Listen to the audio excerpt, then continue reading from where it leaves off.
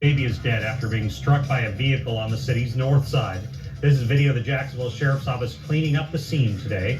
Police say it happened here at the intersection of McDuff Avenue and Lenox Avenue in the Lackawanna neighborhood just before 11 a.m. JSO reports a driver stopped at the intersection and placed the 8-month-old on the ground. When he drove off, the vehicle struck the baby. Jacksonville Fire Rescue took the baby to the hospital where the infant has been confirmed dead. News4Jax reporter Khalil Maycock joins us live from the Lackawanna area where this tragedy happened. Khalil, police know who the driver is?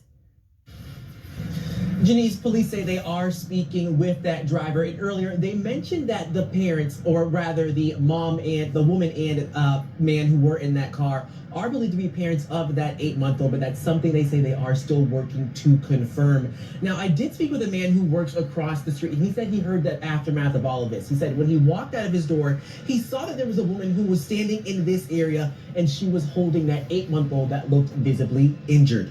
So this is video from the scene earlier today. The area was blocked off as police were investigating.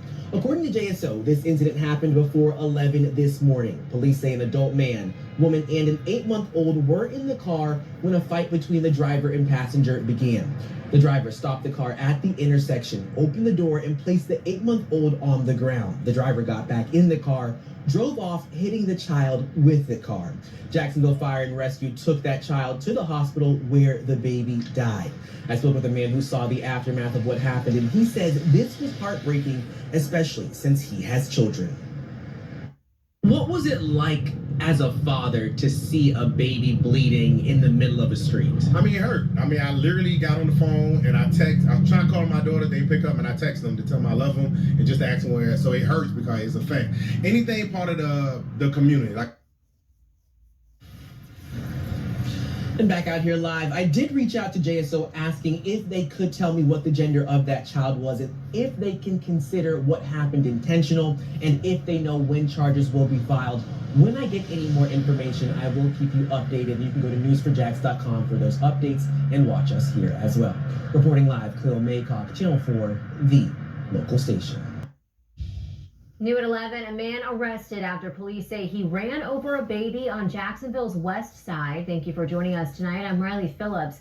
The Jacksonville Sheriff's Office says 20-year-old Justin Golden placed an 8-month-old in the road while stopped at the intersection of McDuff and Lenox Avenue, then hit the child while driving away. Our Zach Wilcox joins us live now from that intersection. And Zach, several people saw this all happen. Yeah, Riley, you can see that there are businesses around here, and it's right off of I-10, and you basically explained what happened here. According to police, they just stopped at this intersection. There was some sort of fight going on inside of the car between the driver and a woman in the passenger seat. The man put the baby on the ground and then ran it over as he left this intersection. We talked with the owner of a barbershop here who caught the tail end of this, who mentioned to us he cannot imagine what kind of fight could have been going on inside of that car that would have resulted in this kind of reaction. I had a customer that was out front, and she kind of witnessed the telling of it. And based on her, excitement or scream, was able to go outside. Markin Barnes couldn't believe what he saw next when he walked out of his barbershop, show off cuts. And see the young lady standing to the right was on the curb, holding the baby that was bleeding. And we asked her, was she okay? But the firefighters and the ambulance was on its way. And my customer pulled to the back. She was kind of distorted, so I went back and talked to her. The Jacksonville Sheriff's Office says 20-year-old Justin Golden was arguing with a woman in the passenger seat while driving a car when he approached the intersection of McDuff and Lenox Avenues. They say he opened the door, put an 8-month-old baby on the ground, and ran it over. First responders took the baby to the hospital, but he was pronounced dead. Now I'm finding out the details even worse. Just the screaming, just the people that consoling her. You could tell they really were tragic. Especially with a kid being that young. JSO investigators found Golden in his car shortly after the incident and took him into custody. Barnes says, as a parent himself, seeing it unfold in front of his shop hits hard. It hit home, anything dealing with kids and the youth, we take very serious. And JSO says Golden faces a aggravated manslaughter of a child charge as well as vehicular homicide. On the west side, Zach Wilcox, First Coast News. Well, turning now to a heartbreaking story on Detroit's west side, where a mother is charged in the murder of her 9-year-old son. Zamar King's remains were discovered in the backyard of his home on Woodingham Drive near Outer Drive in Livernois last month. We've been following this story since those remains were found, but today we learned this tragic case stretches back even further. 7 News Detroit reporter Randy Wimbley has more from police, prosecutors, and a neighbor who knew the family. Investigators believe they've gotten to the bottom of a grim discovery at this home on the city's west side. A little boy's body was found buried behind this garage. His mother is now accused of killing him. I want to talk about a case of a young boy named Zamar King III. Wayne County prosecutor Kim Worthy levying charges against 41-year-old Brandy Pierce for the murder of her 9-year-old son. The cause of death found by the medical examiner was smothering and neck compression. Authorities believe it happened in October of last year. Zamar's remains were not found until January 6th of this year, buried behind a garage at the rental home on Woodingham, where Pierce lived with Zamar and her other son, said to be 3 years old. It's alleged that she purchased a shovel. She bound him by tying his hands and feet together and dug a hole in the background of the house on Woodingham, where she had been living for a short time. Sources tell me Pierce moved into the house in early September of 2024. It's sad, though. It's really sad that that happened. One neighbor who did not want to be identified recalled an encounter with Pierce back in early November. She knew something was wrong. It was a month after authorities say Zamar was murdered. As a woman, I'm like, are you okay? She was like, yeah, and then she would stand there, and then she would walk back. She'd stand there, walk back. So maybe something was wrong with her, I don't know, or maybe she was dealing with the issue of what she did. Sources tell me the landlord went to the home to do some maintenance 2 days before Thanksgiving and found the home vacant. Pierce fled the state to Georgia with her 3-year-old son, where Worthy says he is now in foster care. Public records show Pierce was arrested in Brookhaven, Georgia, for cruelty to children in the first degree on December 20th. Pierce was arrested again in Cobb County, Georgia, on January 10th for possession of a controlled substance and theft. Meanwhile, here in Wayne County, We are charging Brandy Catrice Pierce today with 1 count of murder in the first degree premeditation. Count 2 is homicide felony murder. The Detroit Police Department works relentlessly on behalf of victims, and we are confident that there will be accountability for this. now Pierce is in custody in Georgia. Investigators are working to get her extradited back here to Wayne County, where she will face those murder charges. I'm Randy Wimbley, 7 News Detroit. A Baltimore County mother is facing charges in connection with the killing of her 11-year-old daughter. According to police, 34-year-old Kiana Dillon is charged with first-degree murder. Tonight, Fox 45 News is delving into the charging documents as disturbing details are coming to light. Good evening. Thank you for joining us. I'm Kai Jackson. And I'm Mary Bubala. Let's go straight to Fox 45's Rebecca Pryor. She joins us live after the suspect's first court appearance today as her family is speaking out. Rebecca. Yeah, Mary and Kai, I spoke with family members off camera today. They tell me that the mother in this case, that she was in the midst of a psychotic break, and today in court, a judge did order that her mental health be evaluated. Now, as you said again, the details of this incident, they are disturbing, but the family also adds, so were the warnings and calls for help that they believe went ignored. Just a few months ago, captured on a relative's cell phone during their family's Thanksgiving celebration. 11-year-old London Wilson, dancing, laughing, and full of life. The once carefree moment, now a heart-wrenching memory. The child should be in the basement. Thursday, police responding to reports of a child in cardiac arrest. When they arrived at the family's Middle River home, London was found dead in the basement. Not conscious, not breathing. The girl's mother, 34-year-old Kiana Dillon, now charged with her murder. According to charging documents, investigators finding bruises on London's neck and arms, as well as blood around her mouth, nose, and hands. They also found a plastic drain cleaner on the floor that they believe Dillon used to strangle her daughter. When interviewing Dillon, detectives claim she was acting erratically and said groups of people were trying to set her up. She also believed London was in a relationship with the child's father and admitting to killing 4 of the family's pets to show her daughter what would happen to her if she didn't tell the truth. During Dylan's bail review hearing, the erratic behavior continuing. She demanded to represent herself in court and shouted fictitious law numbers at the judge.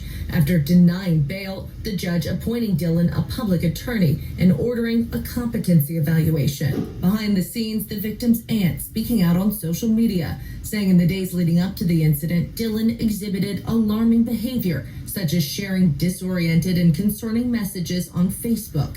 The aunt claiming she made numerous calls to local agencies, but was repeatedly rerouted. Maryland's Department of Human Services claiming privacy laws prevent them from commenting on the case, while police claim they never received any calls. However, Dylan's criminal history is extensive. In 2005, when she was just 15 years old, she was convicted of attempted murder. In 2018, convicted of second-degree assault. And in 2021, accused of harassment and threatening to commit arson. The accuser writing in their complaint, Dylan has a very violent past and is still violent. She is a threat to society and a threat to me, my children, and grandchild. Dylan never showing in court, sparking a warrant for her arrest in 2022. Years later, Baltimore County Police never serving it. A police spokesperson claiming no fixed address and a misspelling of the defendant's name delayed the process. Fox 45 following up, asking if 2 years is an acceptable delay, and the police believe they could have done more to protect this child. Those questions going ignored.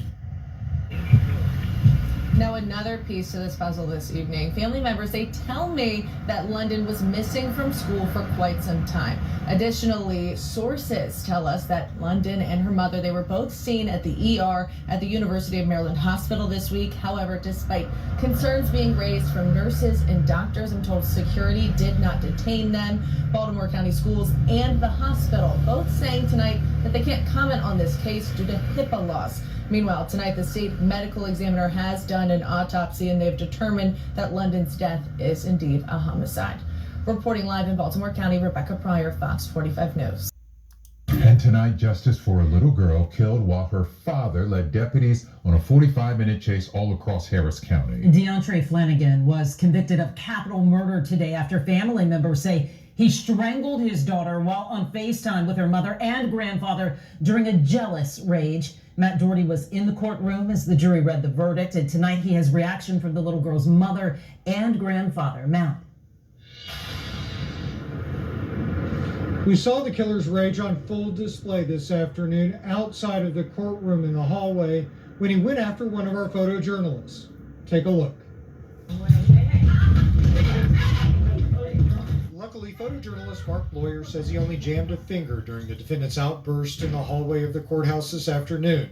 Although DeAndre Flanagan's ankles were shackled by leg irons, his hands were allowed to be free during the trial so as not to prejudice the jury.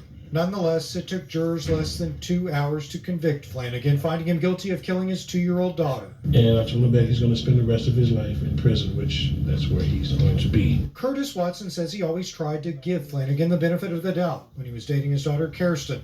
Later, the couple had a baby girl, Zavia. But the dad says the relationship wasn't working, and Flanagan told Watson he wanted to start seeing other women. Not long after that, Curtis Watson says Flanagan showed up and started going through his daughter's phone and became enraged when he learned she was talking to other men. On March 21st, 2023, Flanagan picked up 2-year-old Zavia from daycare, then went to the Walmart where Kirsten worked. He allegedly attacked her, took her phone, and sped off with their daughter. Later, Flanagan called Kirsten and Curtis Watson on FaceTime. The grandfather and mother of the girl watched in horror as Flanagan strangled Zavia right before their eyes, as police were chasing him. Although her life is gone, she still lives on in us every day.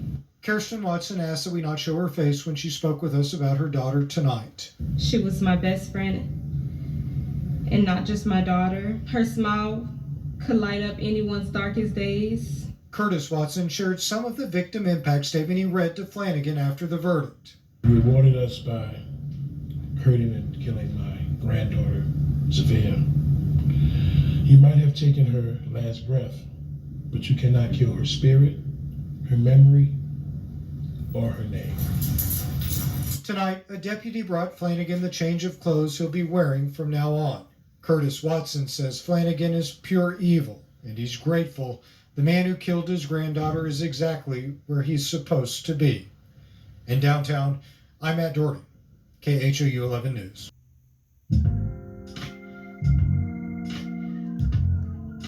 First of all praise to the Father Yahweh, Ba'ashem Yahweh Shai, Ba'ashem Barakadash. Shabbat Shalom to all the brothers and sisters in recognition to observing this day for worshiping the Most High. Sundown this evening to sundown tomorrow evening, my people. Let's get some rest, worship and praises into the Father Yahweh, because He is the omnipotent God of gods and is a commandment throughout all of our dwellings. That's just what it is, people. Let's do the best that we can. Well, look, all those 4 videos right there were very, very heinous in nature, and what happened to those children. It was rough to watch. Just looking at and knowing how these people could do something so evil to their own children. You understand? Whether it be their children or not. It was very, very heinous in nature for what they did, with no regard for the child's life whatsoever.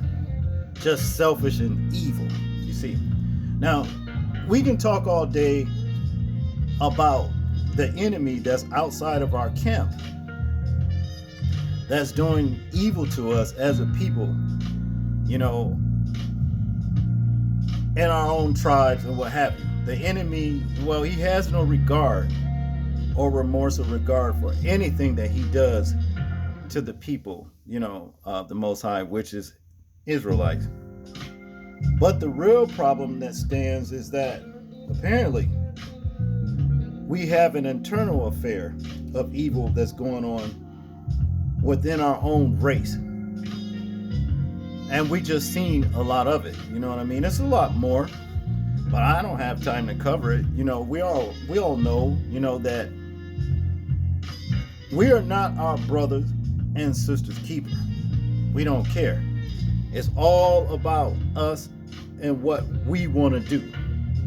For the ones of us that are among us that think like that, because I'm not that way, and I like to think that a lot of you that listen to me, on these videos, you're not that way. But the problem is the majority rules. After all, the Most High is coming back to save a remnant, 1/3 of people. You see, versus the 2/3 that is not going to be saved. And these things are going to happen shortly, because we are already seeing signs and wonders in the air, as in this real picture right here that I took. You see, y'all see what this is right here? This ain't no joke, people. It's time to repent. If you have not repent, I would suggest to you that you do. Time is running short, okay? Now, what I want us to do is get into the scriptures. I'm going to fit as much of this as I can. And because, due to time constraints as usual, press for time. But let's start over here in Mark, okay? Mark 12, verse 30. And it reads, this is Hamashiach talking, Yahweh Shai. And thou shalt love the Lord thy God with all thy heart, and with all thy soul, and with all thy mind, and with all thy strength. This is the first commandment. Okay? Well, we know as a people, a lot of us are not doing this, and therefore we have fallen so deep into the curses of Deuteronomy 28. The only Redeemer that can get us out is Yahweh Shai, the one sent from the Father Yahweh, who's approaching this time and dispensation with a vengeance. Okay, this must be done for the ones of the hopeful, ones of the 1/3. Okay, now here in Deuteronomy 28, verse 28, it reads, the Lord shall smite thee with madness and blindness and astonishment of heart. Okay, well, we've seen these people that committed all these crimes. It's fair to say that they are smited with madness and blindness and astonishment of heart. You see, how else could you do something so evil. You see, that's basically what it all boils down to. You know, it goes into like when our people were in Egypt, you know, under the rule of slavery from the Egyptians, Africans, our cousins. You see what I'm saying? This is what the Most High said was going to happen to his people. Basically, if we did not keep his commandments, okay? And we are still feeling the wrath of the Most High in this latter times here now, okay?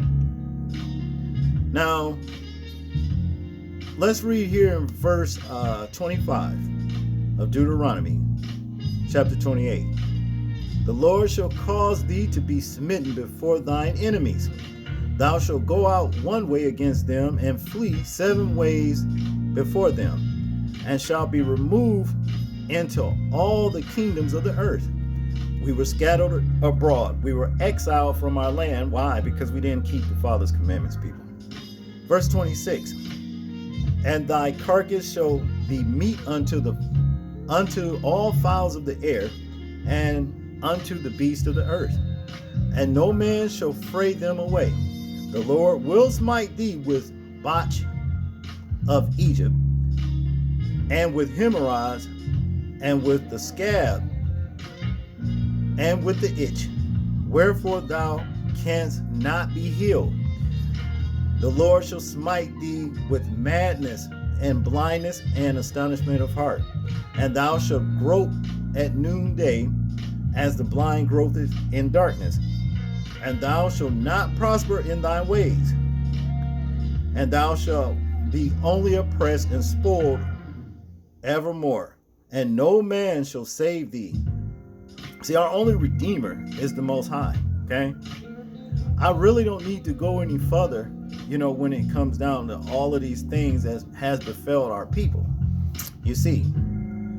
And that's just what it is. But this is all because we refuse to hearken to the Most High's word and his commandments. This is what we need to do. You know, well, I think, let's just go over here in Deuteronomy,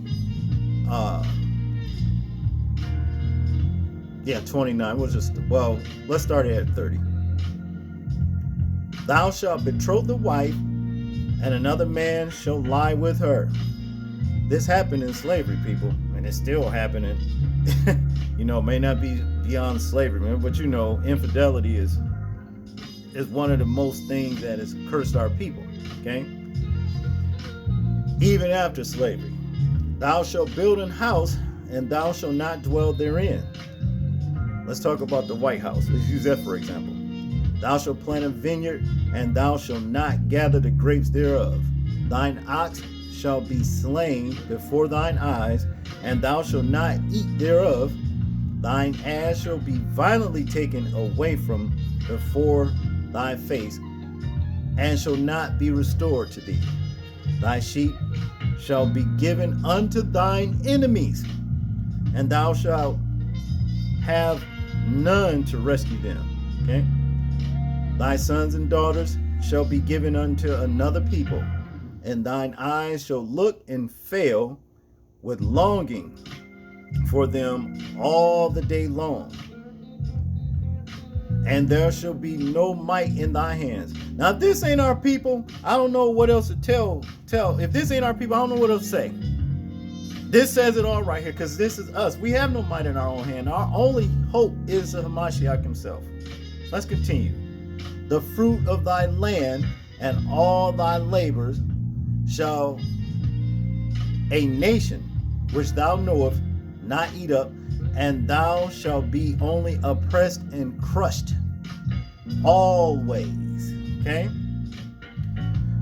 Now, what I really want to go down here, I'm going to skip some things, but what I wanted to do pertaining to those heinous, videos that we just watched, okay? I want to go down here to, let me see. Okay, let's go down here to 54. Deuteronomy 28:54. Listen to this. So that the man that is tender among you and very delicate His eyes shall be evil toward his brother and toward the wife of his bosom, and toward the remnant of his children, which he shall leave. Okay? You hear this, people? Let's continue. So that he will not give to any of them of the flesh of his children, whom he shall eat, because he have nothing left him in the siege and in the straitness, wherewith thy enemies shall distress thee in all thy gates. See, we under distress, and it's causing a lot of us and went crazy, and we taking it out on our own people and our own children. Now here's addressing the woman. Look at this, the same thing.